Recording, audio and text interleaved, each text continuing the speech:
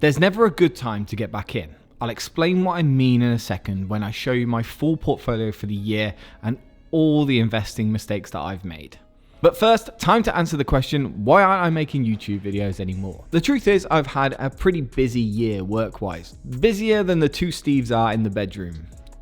I've been traveling around the world, doing different jobs, working with different agencies, and just generally doing a lot of weird stuff. I probably should have been filming the stuff. It might have made some good YouTube content. And because it takes so much time to record and edit these videos, I've just been out having fun, and I've largely turned all of my social media presence over to Trading 212. They've got the Trading 212 social part on the app, and I'm pretty impressed by it. I'd love to see more experts on there sharing their opinions, people who actually know what they're talking about rather than just idiots like me. But it's where I share my portfolio updates, and I get to poke a few Tesla investors as well. Comment of the month goes to Cabango for oversharing exactly what he does with his wife every Sunday. And my favorite post of the month goes to Silky Moves for their highly informative and balanced posts for new value investors. And meme of the month goes to Position Hunter for this bag holder bingo meme. Because the bag holders appear to be back. In 2021 and 2022, I was asked almost daily if people should be investing in leveraged index funds. It's amazing to see how many heads have popped back up now that the soft landing seems to be in place and the market is returning a little bit. Searches for the TQQQ triple leverage Nasdaq have increased dramatically on Google Trends. Investors are becoming very bullish again, and the new generation of bag holders are ready to be reborn. And it's gone. Even washed up YouTubers are back making videos after having a year of nothing to say. You. The recent 6 months of bullishness has completely erased last year's bear market, and now we're heading to new highs on the S&P 500. Only 2 years ago, oil prices were negative, mortgage rates were tolerable, we practically had world peace, and we could afford butter. Stanley Druckenmiller, one of my investing heroes, could still be right. He predicted a recession in late 23, early 2024. But whether he was wrong or right, he was still both right and wrong at the same time, because while he's looking at recessionary figures, he's also fully invested. If staples can go up in price in a recession, why can't a company like Nvidia, if their orders and earnings go up 70% in a hard landing, which is what I think would probably happen, it's not clear that Nvidia goes down despite the lofty valuation level. History has proved that if you have very good earnings in a recession and they're sustainable, if they're not, the market somehow figures it out, those stocks will do just fine. So we have some longs, we have some shorts, and the AIs have sort of dominated the long portfolio for 5 or 6 months. He can on one hand believe that poor government spending is going to lead to a recession, but also understand that technology is still going to advance and he still has to have money in those areas. We may have a lost decade on our hands. The UK and the US economy might not be that great, but it seems to be better than most of the places in the world. If at the beginning of 2023 you had moved all your money from stock to cash, you would have missed out on a 30% return on the S&P 500. I myself had to take out a small portion of my portfolio and put it into cash. I had a genuine fear through a personal financial situation that I was going to lose my house. I now call it the gap of shame. It's a bit of a stain on this otherwise lovely graph. Luckily, I was able to get back in quite quickly after the crisis was over, and I only missed out on 6% of return. This whole 2023 episode is just more evidence that staying invested gives you a higher chance of getting greater returns, no matter what stocks or investment funds that you're in. My investing journey is all about learning from these experiences. Could I have timed the market here? Could I have taken a bit more advantage of this volatility? And in truth, I couldn't.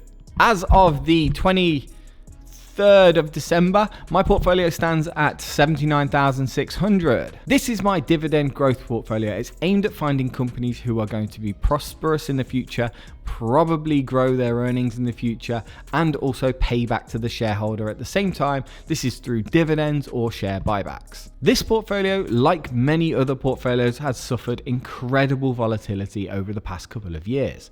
It's been a bit of a roller coaster. The majority of all of my money is held with Trading 212. If you wanted to sign up to Trading 212 or check out my dividend growth pie in a little more detail, there are links in the description below.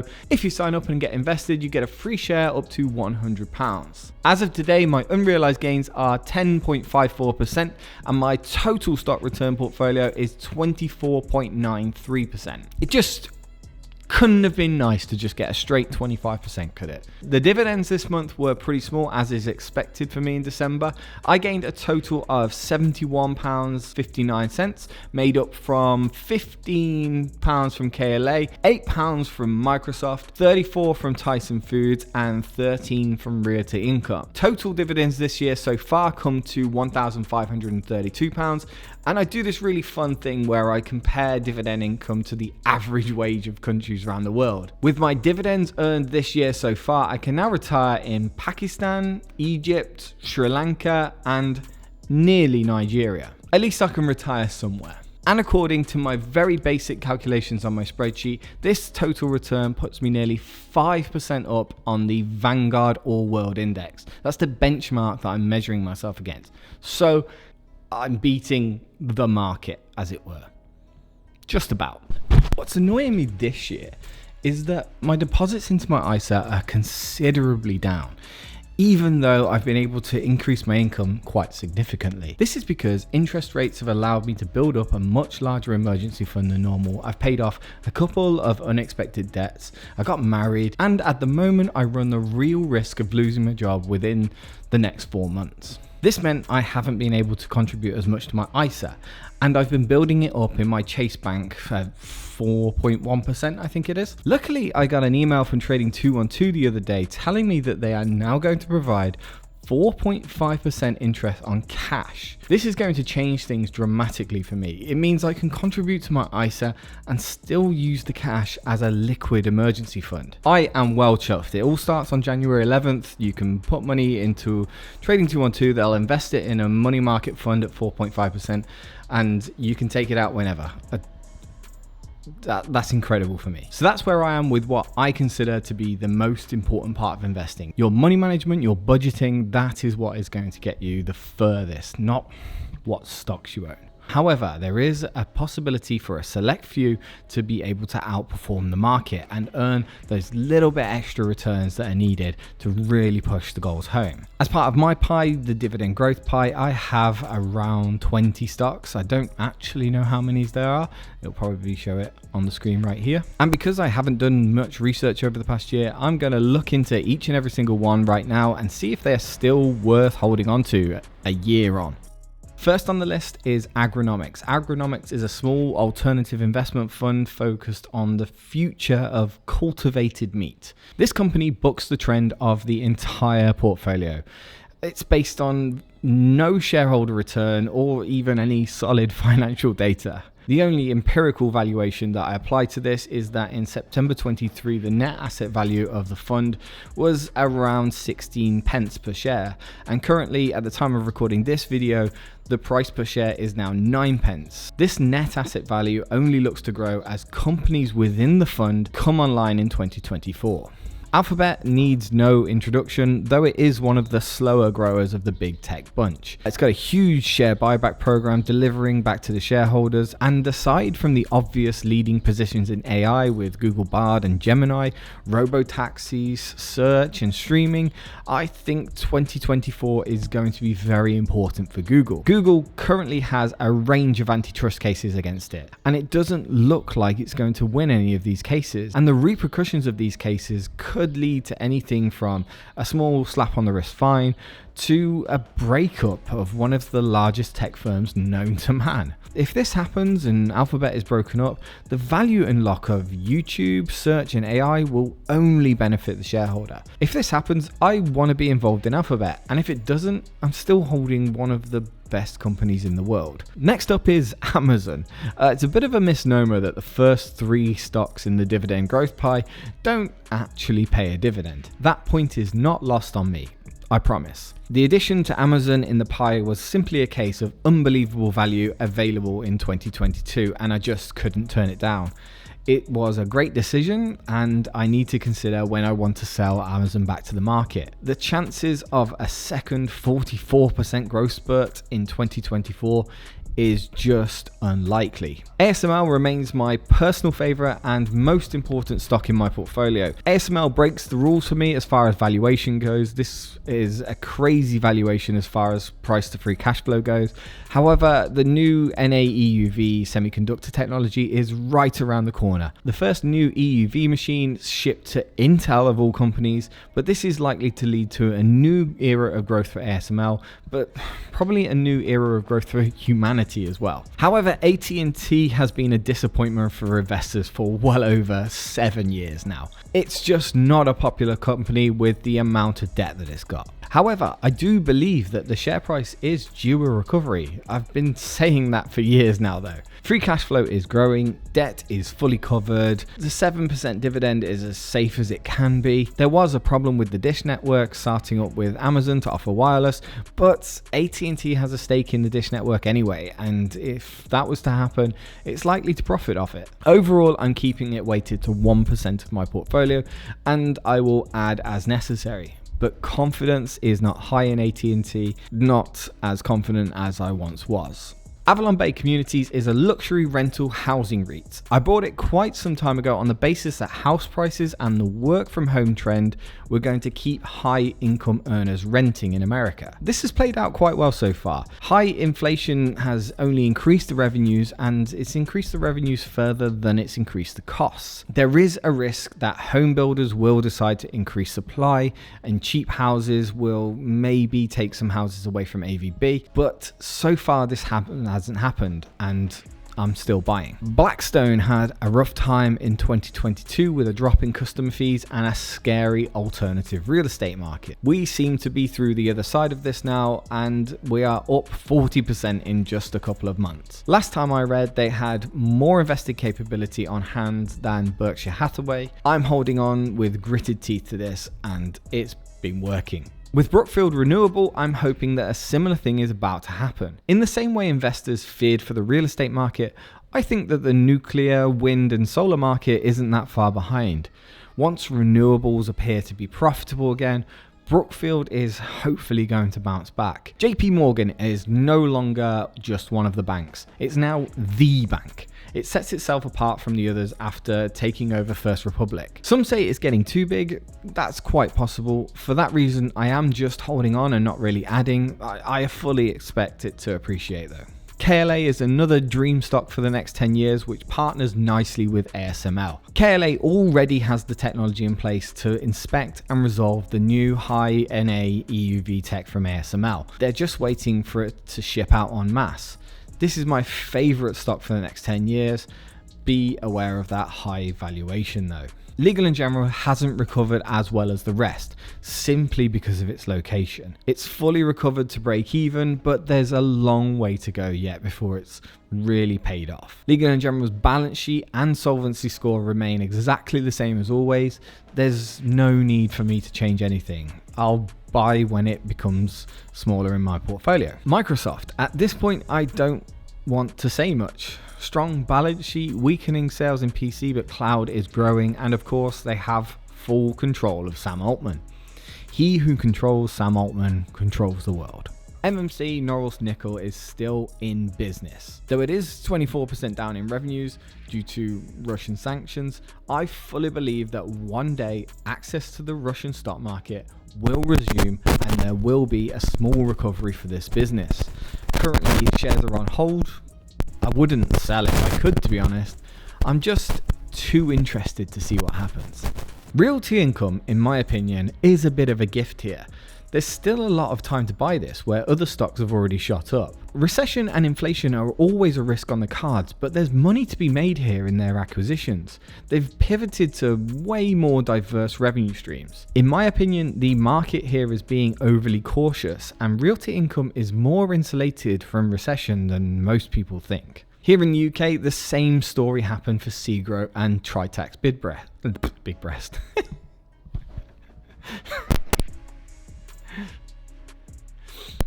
Here in the UK, it's the same story for Segro and Tritax Big Box. two British REITs based around the warehouse market. If you miss the 10 best days in your investing career, your returns will reduce by 75%. And recently, Segro and Tritax Big Box had one of their 10 best days. Both of these companies went under the radar, severely undervalued compared to their book value, and market sentiment has now returned. I recently bought it. I'm happy to add if they fall behind in pie weighting, but right now I've put a lot of money into these guys. I don't need to put any more. It has been a rough time for Tyson Foods, dealing with food shortages way out of their control. And you couple this with a lot of investment that hasn't paid off yet, a rogue CFO, and Tyson is still going to have a very poor 2024. It's going to be a bad year for them. However, this cycle could end at any time. No one knows. I personally see this as a really good opportunity to keep chipping in and hope that Tyson remains one of the top pork, beef, and chicken producers in the world. The Vanguard FTSE All World ETF is my benchmark ETF. I've probably told this to many of you before. I compare my total return to this index fund. I do this by placing 5% of each of my deposits into this pie, and then I run this through my basic spreadsheet, and out pops whether I'm ahead or whether I'm behind. As you can see from earlier in the video, I'm just ahead after a very long time of being behind. The Vanguard Emerging Markets ETF is my venture into the other side of the world. I have little knowledge or confidence in that side of the world, and arguably I probably would have been better with the MSCI version, but I keep this ETF of 5% of my dividend growth pie, and I hope that India and South America eventually prove themselves to be the world growth areas that they are expected to be. And last, the W section of my portfolio that is really causing me pain. Walt Disney and Max, both Walt Disney and Warner Brothers Discovery have now categorically lost to Netflix. The streaming war is over before it even begun. Any streaming company that isn't Netflix now has to consolidate to survive. Disney has made its decision by buying Hulu outright, and now WBD is in early talks with Paramount. The market was not very happy about these merger talks, as it's acknowledgement that they have in fact lost the battle. It's an admission that they now need to take action to survive. This merger would likely see Warner Brothers swallow Paramount in an all-stock deal. I'm just going to have to see how this pans out now. I'm not going to sell it. Okay, that's the current portfolio done. What's going to be happening in 2024? Here are my bold and beautiful predictions for Stocks to Watch 2024, presented by today's sponsors, Seeking Alpha. A lot of my stock information comes from Seeking Alpha and their analyst insights, and for the new year, they're offering 30% off new subscriptions until January 5th. If you follow the link in the description below, you can get that deal. I think 2024 is all about valuation and finding stocks that will balance out the recent surge. This is likely, in my opinion, to be in small cap and probably international. I'm not really one for this style of investing. It's really outside my risk profile, and generally I like larger cap stocks that pay back to shareholders. But trends are trends, and I may have found some companies I can bring myself around to maybe investing in. The third one might surprise you. First on my 2024 stocks list is famous lithium producer Albemarle. In 2024, I wanted to get back into precious metals. Rio Tinto really is top of my list for its exposure to copper, but Albemarle looks like way too much of an opportunity right now. We may be seeing the creation of a brand new lithium cycle right in front of us. Even big oil seems to be moving on this. In 2022 and 2023, Albemarle's cash flow has bombed, along with its share price, but that's due to this change at the end of the cycle. I personally think I could be back buying Albemarle by the end of April now that all that crazy excitement has died down. The recovery of their cash flow depends on a resurging consumer sentiment, but even the battery naysayers cannot deny that lithium need is on the rise and is likely to continue the more we look to put batteries in our vehicles. My second stock to watch is Scottish Mortgage Investment Trust. In a similar way to Albemarle, this fund has taken a beating, performing significantly worse than the index benchmarks. Scottish Mortgage Trust fell nearly 50% in net asset value when the great reset of growth stocks occurred, but it's looking more and more likely that Scottish Mortgage Trust avoided all those bag of shit companies. In a similar way to emerging markets, I find that I'm pretty weak in speculative growth, so I could do with a fund to do this for me. And I prefer a company with 100 years of experience to take this off me. Not only does Scottish Mortgage Trust have some really interesting companies in the portfolio, for 2024 I'm focused on just one. This is my big bit of speculation and my big prediction for 2024.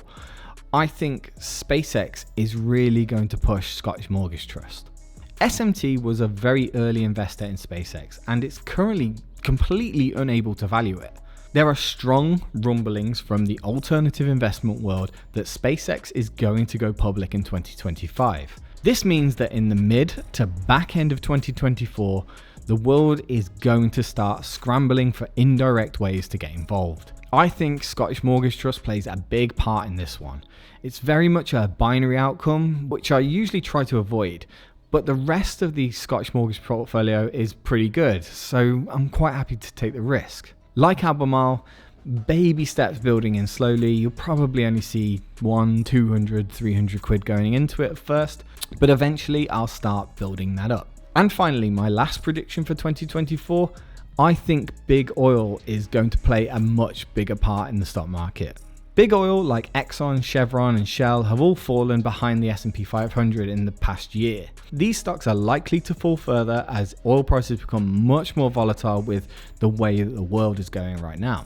I believe that a recovery in the oil and gas sector occurs in 2024, but I don't think big oil are the ones that are going to benefit the most. A company called Harbour Energy are a FTSE 250 company that controls the UK's oil and gas industry.